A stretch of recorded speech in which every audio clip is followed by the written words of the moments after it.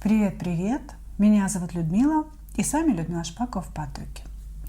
Название нашего сегодняшнего разбора – «Чувство из глубины его сердца».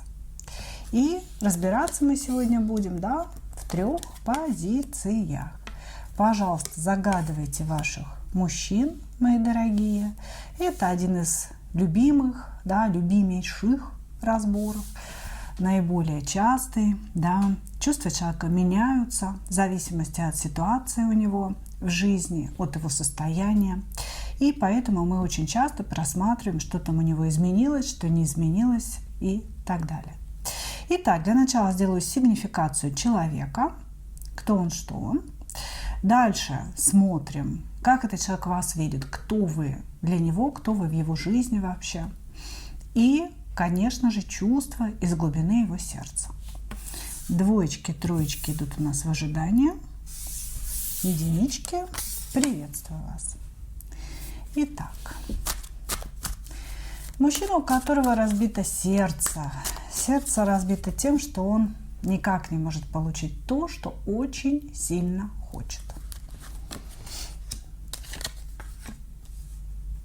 Очень сильно хочет он несвободную женщину.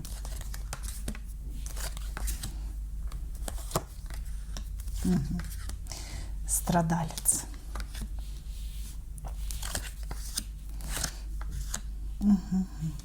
Так. Ну вот смотрите, здесь нам скорее показывают, что между вами нет общения сейчас. Может быть, присутствуют блокировки, может быть, имеется в виду просто молчание какое-то, то есть не общаемся и все, на этом закончили. Значит, сам по себе мужчина чувствует себя очень маленьким человеком. Вы знаете, он такой среднестатистический. Как-то ему, знаете, не удалось заработать денег, не удалось построить дом, не удалось получить какую-то работу хорошую. Но что-то, вы знаете, товарищ, который сплетен из того, что ему не удалось сделать в этой жизни.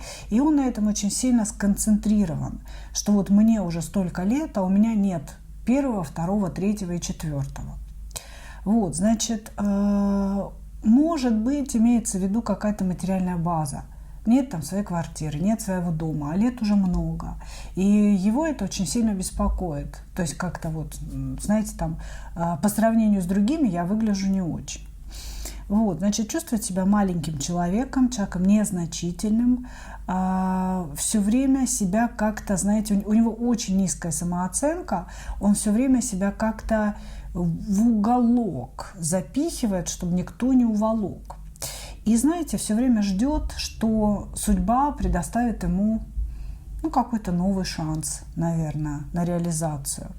Очень много думает, очень много переживает этот человек и очень много находится в одиночестве. Очень часто он находится в одиночестве. Вообще я бы сказала, что человек совершенно одинокий. Как будто бы, знаете, он все время в какой-то комнате сидит, вот у него там горит лампа, задвинуты наглухо шторы, он может что-то делать в компьютере, работать программистом, дизайнером, каким-то, еще что-то. То есть такое ощущение, что человек работает на удаленке, и все время сидит в компьютере и с компьютером. С программами он общается гораздо лучше, чем с живыми людьми. У него проблемы с коммуникацией, это такие жутчайшие. Может быть, человек играет в компьютерные игры, может, он вообще этим зарабатывает. То есть здесь идет жизнь наедине с собой. Жизнь наедине с собой. Каких-то дополнительных женщин, семьи я у него не вижу. Может быть, он живет с мамой, и вот сидит целыми днями в компьютере. Может быть, вообще один и, опять же, значит, живет в компьютере. Но есть некая женщина, которая не свободна. Вот этот треугольник, который выпал, это о женщине все-таки. И женщина, которая не свободна, которая не хочет выходить из своих семейных отношений ради него, эта женщина ему очень сильно нужна. То есть в его одиночестве, в его вот таком, знаете, пространстве ему хотелось бы, чтобы пришла туда эта женщина, именно данная конкретная женщина, которая принадлежит не ему. Вот. И как-то, знаете, принесла с собой удачу, солнце и счастье. Я буду счастлив, если она придет в мою жизнь, и если она выберет меня. Вот я буду счастлив, говорит он. Значит, у этого мужчины то ли есть какое-то хроническое заболевание, очень серьезное, которое на всю жизнь, то ли с ним что-то происходило такое в жизни, авария, там, я не знаю, не так съехал в горах на лыжах, еще что-то, да, Бог его знает. Но произошла какая-то ситуация, которая очень сильно повлияла на его здоровье. Может, операция какая-то важная была, да, не по плану пошла, какие-то последствия возникли. Вот, то есть здесь у человека была ситуация, когда он был на границе между жизнью и смертью, и вот эта ситуация, она то ли изменила его мировоззрение, то ли отношение к жизни, понимаете? Может быть, когда-то он был гуляка, а сейчас стал отшельником, понимаете? То есть вот ситуация поделила жизнь на до и после. Не знает он, как ему подойти к этой женщине несвободной, не знает, как ее развернуть в свою сторону. Ощущение, что человек сидит в одиночестве, в тишине и мечтает о женщине. Вот какое-то такое вот чувство, с которой он не общается. Ну и, разумеется, так как мы смотрим все в вашем канале, да, соответственно, речь идет о вас. Но мы, конечно, сейчас все будем проверять, да? Давайте посмотрим, кто вы для этого человека, как он вас себе вообще видит, позиционирует для себя.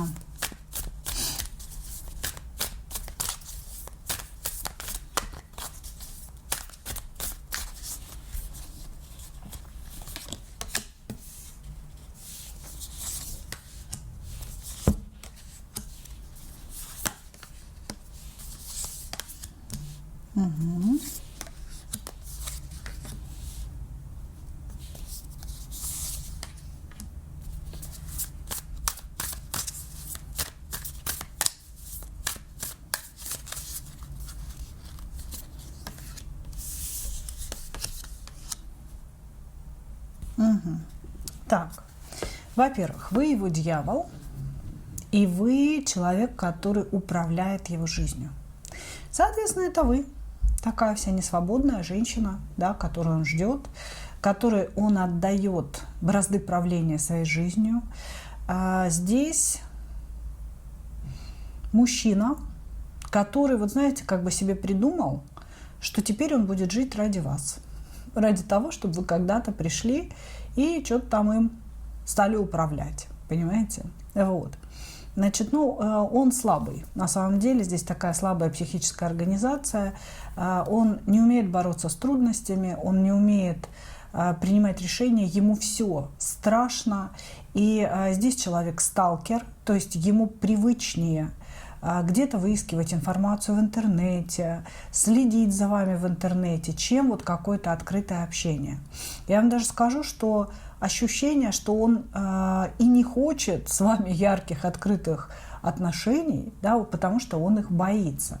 С одной стороны хочет, с другой стороны не хочет, короче говоря. Вот так у него здесь все проявлено. Вот, значит, вы любимая женщина, кто вы для него?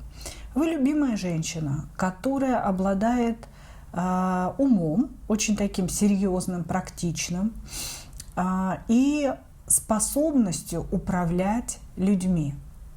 Он говорит, что вы можете прийти в его жизнь и все разрулить, и сделать все правильным, и сделать все красивым, только если бы вы захотели это сделать. Он вас ждет. То есть этот человек говорит, то есть это женщина, которую я жду. У него есть какие-то планы насчет вас, планы на проявление. Вот я сделаю так, я сделаю наперекосяк, я буду перед ней прыгать козликом и падать к ее ногам, я буду приносить ей цветочки и кофе в постель. Да? То есть он об этом думает с позиции того, когда она придет, когда она меня захочет. когда она решит, что я ей нужен. Очень интересная позиция. Я вам хочу сказать, давненько я не видала такого отношения мужчины. Значит, оно, безусловно, очень тревожащее. Почему? С одной стороны, радостно, да, мужчина ждет вас, он там вас любит, он на вас зациклен, он вас хочет, приходи, любимая, я здесь, я рядом, я всегда. Но здесь идет такая концентрация на вас, как будто бы кроме вас вообще больше никого не существует на Земле. Ни других людей, ни проблем, ни еще чего-то. Такая маниакальная концентрация на вас. Он не думает о том, зачем он вам, к примеру. Он не думает, что он что-то даст вам, да? А он просто, вот знаете, сидит, ждет, когда вы его посетите, когда вы его одарите своим вниманием. Очень болезненная, инфантильная позиция мужчины. Ну, вот как-то так, понимаете? Вы очень важный человек в его жизни, единственный какой-то важный человек в его жизни, но меня пугает пустота вокруг вашего образа, понимаете? То есть как-то вот вы главный персонаж, а кроме вас никого и ничего нет. Этот мужчина очень странный. Хорошо. Давайте посмотрим чувства из глубины его сердца.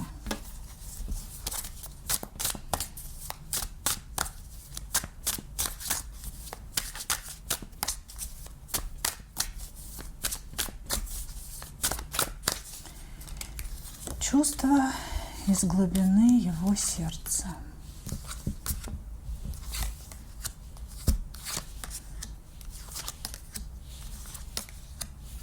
Говорю, он не очень так психически здоров на самом деле. Я не могу сказать, там, поставить какой-то диагноз, конечно же, я и не стремлюсь это делать, но здесь прям чувствуется какое-то психическое нездоровье, если честно. Вот знаете, прям нехорошо.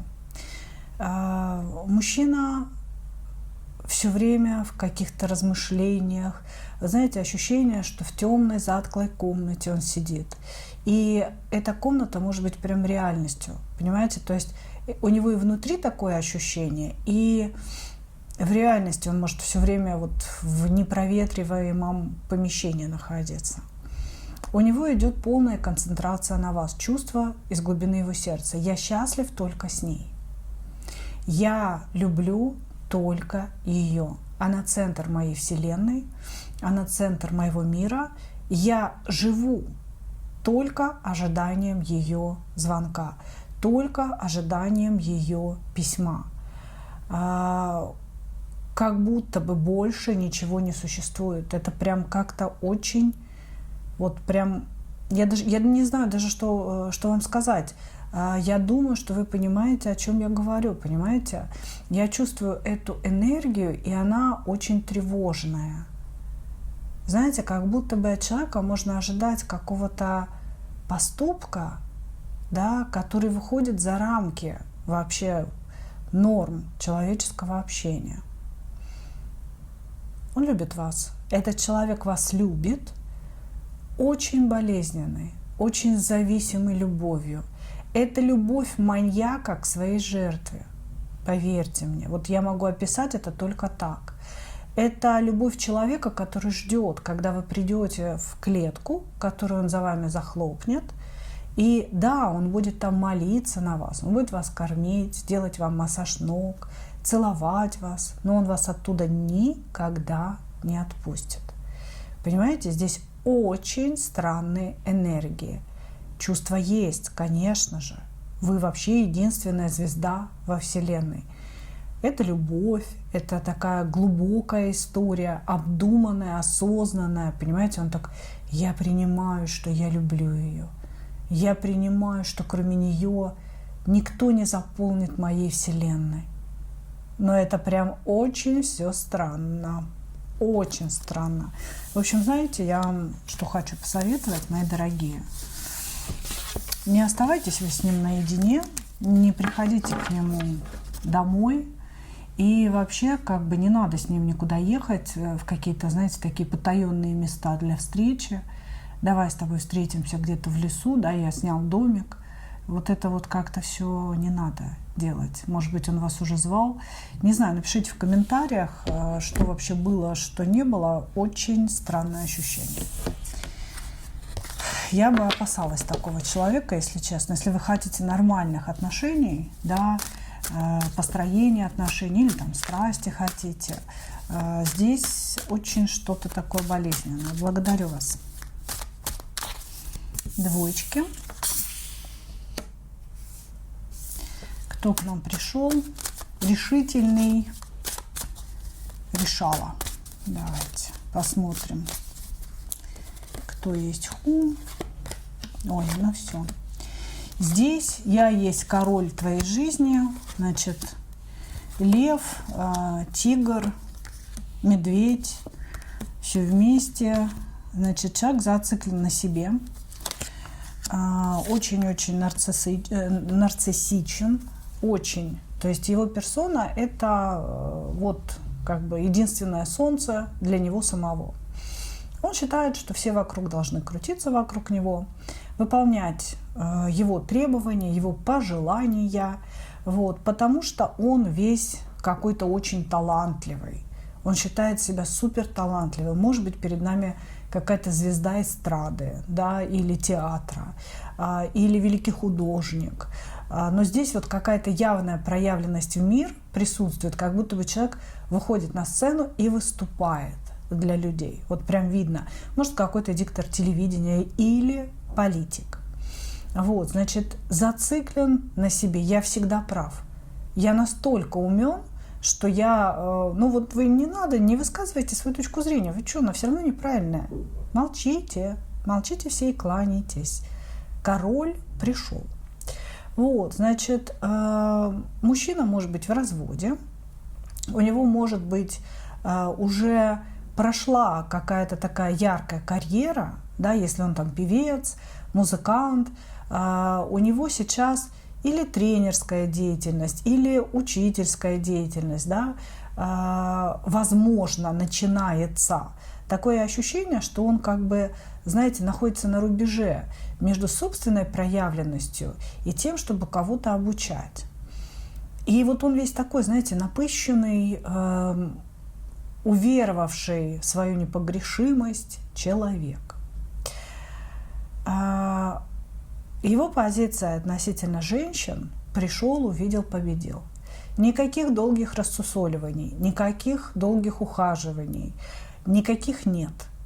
Значит, я проявил к тебе интерес, ты должна просто обрадоваться до безумия, тут же лечь, раздеться, значит, выполнить все мои пожелания и больше ничего не требовать. Вот это его жизненная позиция. Сам находится, значит, в энергиях перевернутого колесничего. Это значит, что он ставит себе неправильные цели. Он очень верит в себя, очень верит в свою мудрость, но многие вещи в его жизни не удаются из-за того, что он делает глупые вещи. Уверенный в своем уме, в своей разумности, в том, что я все просчитал, он делает глупейшие ошибки. Люди вокруг это видят, но он не слышит людей. Он слышит только свое «я». Живет ради своего эго, ради своих удовольствий, своих потребностей. То есть мужчина делает акцент только на себя. Не дай бог, кто-то пойдет против него. Не дай бог, кто-то выскажет свою точку зрения. Все, я всех порубасил.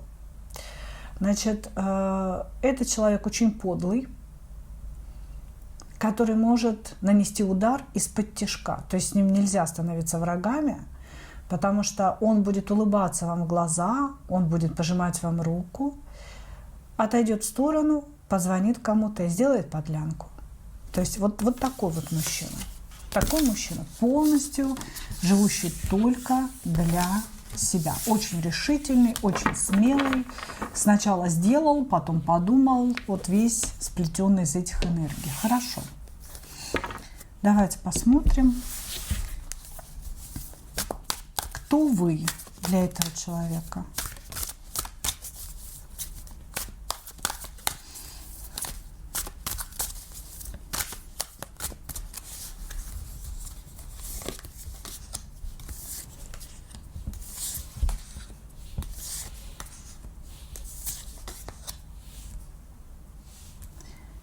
кто вы для этого человека. Угу. Такая, знаете, женщина, с которой особо не поспоришь. Вы королева мечей, которая знает себе цену и которая видит его ошибки, как он говорит. Вы можете быть каким-то учителем, понимаете, может, вы его учитель. Может быть, вы коллеги по работе, и вы оба учителя каких-то эстрадных звезд, например. То есть здесь идет какая-то творческая история, творческая выраженность, да, и педагогика. Педагогика, все вот как-то вместе. Вы с этим человеком не состоите в отношениях, вы с ним скорее работаете вместе, общаетесь, может быть, в одном коллективе. И, ну, вот по сути, я не вижу, да, даже каких-то там сексуальных отношений и так далее. Между вами есть потенциал на общение. Но это потенциал не сексуального характера и не любовного характера. Значит, вы для него женщина, которую я знаю, которая находится в моем пространстве, ну, допустим, там вместе работаем, да, мы часто встречаемся и конфликтуем, потому что она все время идет вразрез с моими пожеланиями, требованиями и так далее. Значит, тем не менее, я прислушиваюсь к ней, потому что я чувствую, она действительно в каких-то моментах лучше знает. Я никогда не признаю, что я прислушался к ней, что я сделал по ее велению что-то, да, по ее совету. Но я это делаю. То есть человек уважает вас, уважает ваше мнение, но на словах или в своем поведении всегда себя будет вести как полное дерьмо. Вы ему будете говорить: слушай, но ты же поступил, как я советовала. А он такой: да ты никогда этого не советовал, ты чё, это я наоборот так говорил. Я наоборот говорил так сделать. Значит, я не вижу, чтобы этот человек воспринимал вас как свою женщину, да, там, допустим, как любимую или как любовницу. Нет. Вот какое-то такое полудружеское, полурабочее общение между вами. Безусловно, чувствуется уважение, чувствуется такое, знаете, пиетет, что ли, какой-то. То есть он вот старается вас особо не обижать. Побаивается он вас, короче. Вот, значит, но при этом вы его очень сильно бесите. Вы его очень сильно бесите, потому что ваши слова очень часто подтверждаются, ваши действия очень часто подтверждаются. Здесь идет какое-то внутреннее соперничество с позиции кто главнее и кто умнее. Я не вижу, чтобы вы были его женщиной. Это вот такое, знаете, общение а-ля дружба, перетягивание каната, соперничество, что-то в этом роде. Хорошо. Хорошо. Смотрим дальше. Чувство из глубины его сердца.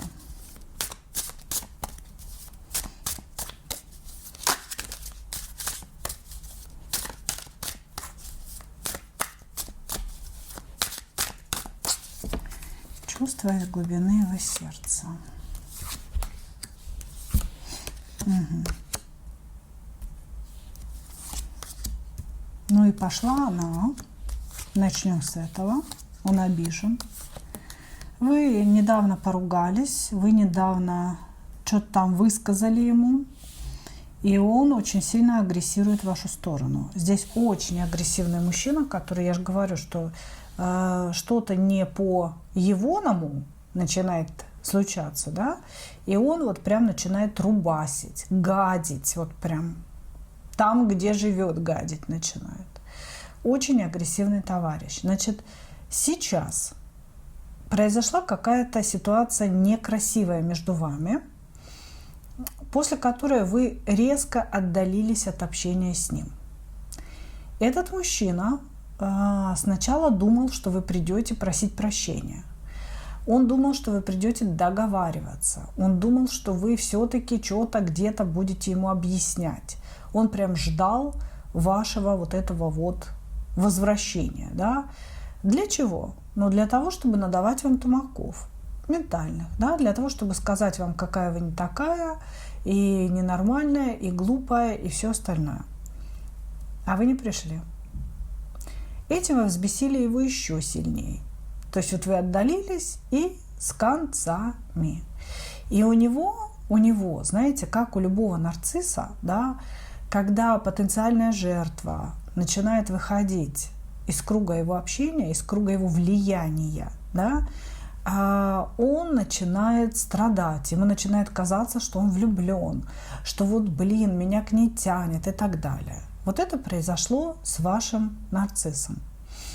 Значит, вы отошли, что-то там произошло, значит, не идете мириться, не идете договариваться, ничего не объяснили, вот просто ушли. И он стал залипать. Вот до этого не залипал, а сейчас стал залипать.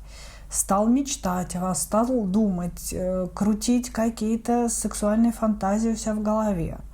Мечтать о том, как вы вернетесь и как он с вами себя будет вести. То есть вот у него прям сценарии в голове разложены, в которые он погружается перманентно. Да, то есть вот в этом сценарии вы просите у него прощения, и он великодушно прощает. В другом сценарии вы просите прощения, и он издевается над вами. В третьем сценарии вы просите прощения, и он затаскивает вас в какую-то каморку, целует там, и все это заканчивается страстным сексом. Понимаете, то есть здесь сценарии можно перечислять до бесконечности, потому что их очень-очень много. И когда он остается наедине с собой, он перебирает в голове, да, в каком сценарии ему сейчас побыть. Вот, наблюдает он за вами, анализирует ваше поведение, чем вы от него дальше, чем вы отстраненнее и холоднее, тем ему интереснее. Он не способен любить. Здесь нет ни одной карты любви. Более того, нарциссы не любят не только никого, но и себя тоже. Все их поведение – это от своей внутренней нереализованности, пустоты и того, что они себя ненавидят, они стыдятся себя как людей. Поэтому мало того, что он вас не любит, он себя не любит, он никого не любит. Вот он как будто бы бесконечно мстит этому миру за свое существование. Вот. Нет здесь, конечно, никаких чувств. Сексуальное притяжение, да, оно у него волнами присутствует.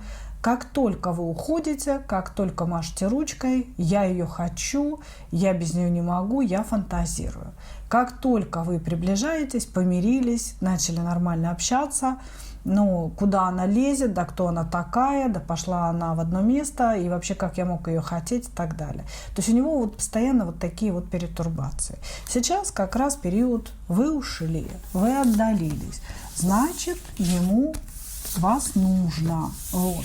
И еще у него вот прям патологическая ревность. Если он какую-то женщину там что-то наметил, да, у себя в голове как свою, даже если ничего не было, он все равно будет ревновать, он все равно будет реагировать на какое-то ваше общение с другими мужчинами.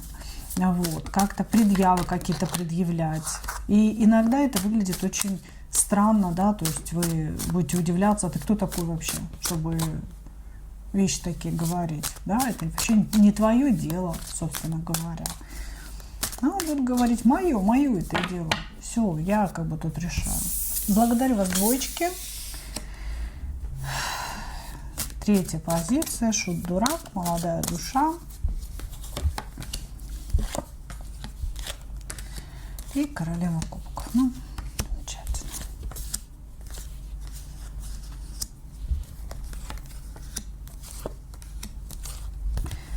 Мужчина в женских энергиях исключительно, очень женоподобный, очень такой, знаете,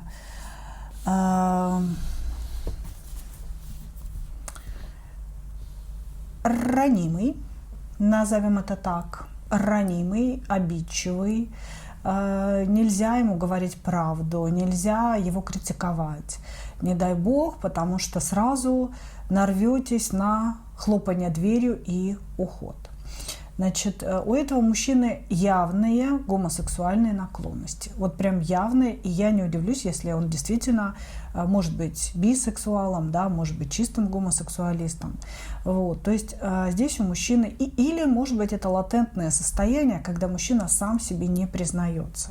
Но здесь одни женские энергии. Мужчина в ипостаси королева кубков. Да, я готов отдаваться. Завоевывайте меня, кружите, я не буду ничего делать, я есть в этом мире как красавица, да, как вкусная единица, которую все хотят. Странная позиция для мужчины, если честно. Вот, значит, у него молодая душа, ну, такой немножко бестолковый человек. Он может интересоваться разными видами и эзотерики, и там, философии, истории. То есть здесь человек, как будто бы, знаете, по верхам хватает вообще все, что есть в мире, ничего толком не знает, но если вы с ним только познакомились, создается ощущение его начитанности, какой-то глубины, понимаете? А вот как только начинаете общаться на постоянной основе, то уже все. Это ощущение тут же спадает. Понимаете, спадают розовые очки, вы видите, что он елозит одни и те же темы, говорит на одни и те же темы, да, и ничего никуда не двигается. Здесь мужчина хочет денег, хочет богатства и видит себя как человека, которого кто-то должен обеспечить. Или перед нами Альфонс, да, который ищет себе жезловую королеву, действительно. Вот. Или перед нами гомосексуалист, который ищет себе богатого папика. У этого человека были отношения с женщинами, даже если он открытый гомосексуалист. Но все его отношения закончились башней. Может быть, он даже был женат. То есть, как бы он мог и не понимать каких-то своих таких, знаете, предпочтений долгое время. Вот. Встречался, женился на каких-то сильных женщинах, да, у которых сильны, наоборот, мужские энергии. Но отношения с женщинами все абсолютно закончились полнейшей башней. И для себя этот человек сделал вывод, что для него очень важны деньги, причем богатство. И, в принципе, вот он готов быть некой содержанкой, да, у какого-то богатого человека. И вообще ему похренам у какого, если честно. Мужчина, это женщина, молодой, старый. То есть здесь вот прям просвечивает мечта. Мечта не о семье, да, например, а именно о том, чтобы быть у кого-то на содержании. Возьмите меня на содержание, но только, значит, я хочу, чтобы это реально было шикарно. Я хочу ездить на шикарных яхтах, иметь квартиру в Дубае, отдыхать на Мальдивах, да, ну вот как-то так, да, ездить на самой шикарной машине, и вот за это все я буду служить. Вот как-то так. Интересно, кто же вы для него?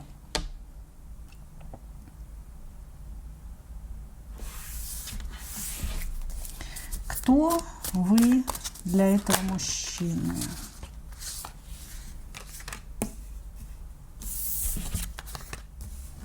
Угу. Здесь был выход уже из отношений. Очень болезненный для вас.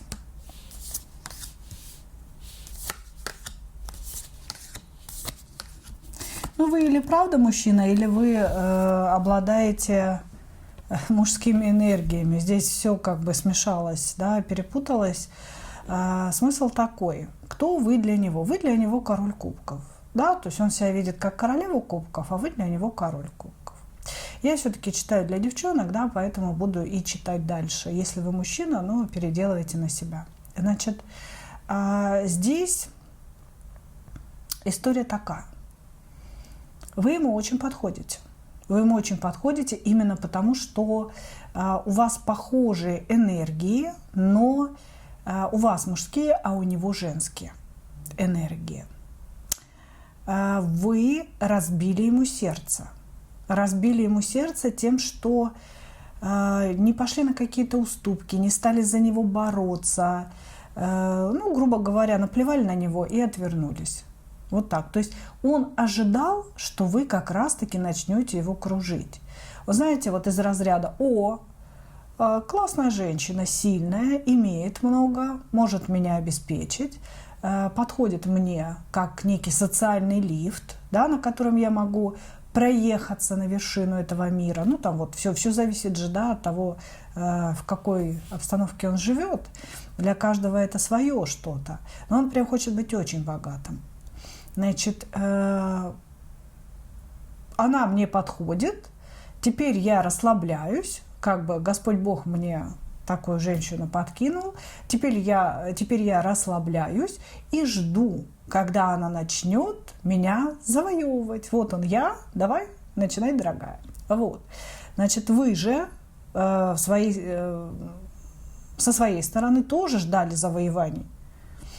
То есть вы видите перед собой мужчину и хотите, чтобы он делал какие-то шаги. Вы можете быть старше, но во всяком случае я вам хочу сказать, его душа находится в аркане Шут-Дурак, да, в Шуте-Дураке, а ваша в Иерофанте. Ну, как бы это вообще просто... я даже не знаю уровень разницы, как вам рассказать. Он на нулевом уровне, как щеночек, еще который даже в человека не превратился, а вы уже в состоянии мага, который учителя, ментора, который все понял, и смотрите на этого щеночка. Вот, значит, действительно, вы состоявшийся человек, вы для него очень интересны, но он ждал, что вы начнете прыгать вокруг него. Значит, вы же, несмотря на то, что мужчина вам понравился, вы испытали рядом с ним такие приятные кубковые эмоции и, может быть, даже немножко размечтались, вы ничего делать не стали. Вы ждали действия от него, он ждал действия от вас. И поэтому ничего не произошло. Вот. Значит, кто вы для него?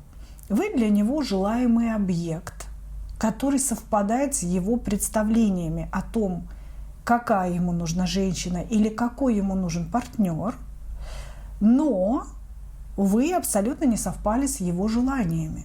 Вы не стали делать то, что ждал от вас этот мужчина.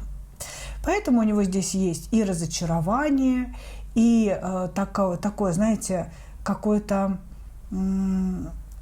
неисполненное ожидание, что ли. То есть он что-то ждал, а оно не произошло.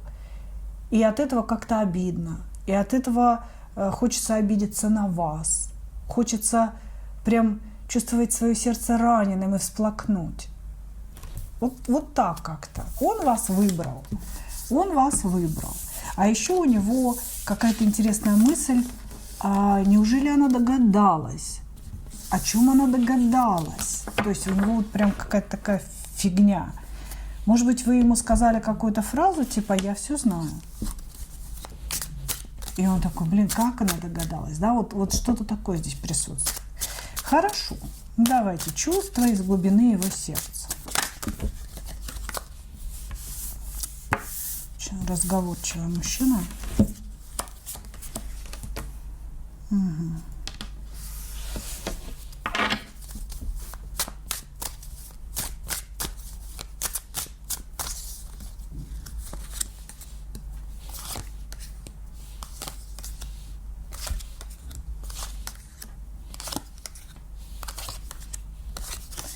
Из разряда не пойму, то ли я ее хочу, то ли она меня. Вот как-то так. Очень у него подвижная здесь психика. Значит, человек о вас мечтает, хотел бы с вами сексуальных отношений, фантазирует там в разных форматах эту историю, но здесь идет формат того, что вы мужчина, а он женщина. Ничего не поменялось. И в глубине его сердца вот вы должны его куда-то в каморку унести, вы должны его завоевать, вы должны с ним его соблазнить, заинтересовать его собой. Как-то так. Понимаете? Вот. То есть здесь чувство к самому себе. насколько мне с ней будет хорошо, сможет ли она сделать так, чтобы я был ею заинтересован, или опять все сойдет на нет, понимаете, как с другими, опять мы в башню с ней упадем. По сути, у этого человека в глубине его сердца глубочайшая проблема. На чувство выпадает 5 пентаклей. Да? Это означает, что чувств нет. Нет чувств у него. Пустота. У него вообще отсутствует понимание, кто он, что он. Он чувствует, что он какой-то не такой, что он не особо принят, может быть, в мужском сообществе. Да? Ему тяжело от этих всех энергий, понимаете, тяжело. Он это все варит внутри себя, и внутри него живет состояние глубочайшей неопределенности. Тут еще, понимаете, какая история? Перед нами может быть человек из некого клана, из какой-то клановой семьи, и, возможно, он национальности, да, такой, где ему за гомосексуализм, латентный, нелатентный, за какое-то такое поведение вообще бошку оторвут. Может быть, он чеченец, дагестанец, да, и он прекрасно понимает, что если в семье что-то такое заподозрят или узнают, то все, хавайся, парни, называется, понимаете? То есть внутри этого человека, в его сердце, на самом деле все крутится вокруг его сексуальности, его переживаний, неопределенности, кто он, что он. Вот этих вот, знаете, каких-то смутных энергий, когда человек не бывает счастлив, понимаете? То есть если ему нравятся и мужчины, и женщины, он не знает, кого выбирать, как себя вести. Хочется ему, вот я могу точно сказать, что ему хочется. Хочется ему починать на лаврах. Понимаете? То есть, чтобы кто-то богатый взял его на поруки, чтобы ему не надо было работать, и вот он просто был бы домашней собачкой у кого-то. И неважно у кого, у мужчины или женщины. Чувство конкретно к вам, желание сексуальных отношений, мечты какие-то о вас, но все с позиции того, что вы завоевываете, вы уволакиваете его в уголок, чтобы никто не уволок. Вы стараетесь привлечь его внимание, вы ему как бы платите за то, что он рядом с вами. Ну, офигеть, если честно, да, что у нас пошли за позиции, девочки. Ох, короче говоря, и не разберешь вовсе. Благодарю вас, мои дорогие. Такой получился сегодня разбор. Надеюсь, что вы услышали свои ответы. И я, как обычно, хочу пожелать вам только одного. Встретить свою настоящую любовь и не потерять в ней себя. Ну а мы увидимся с вами в следующих видео. Пока-пока.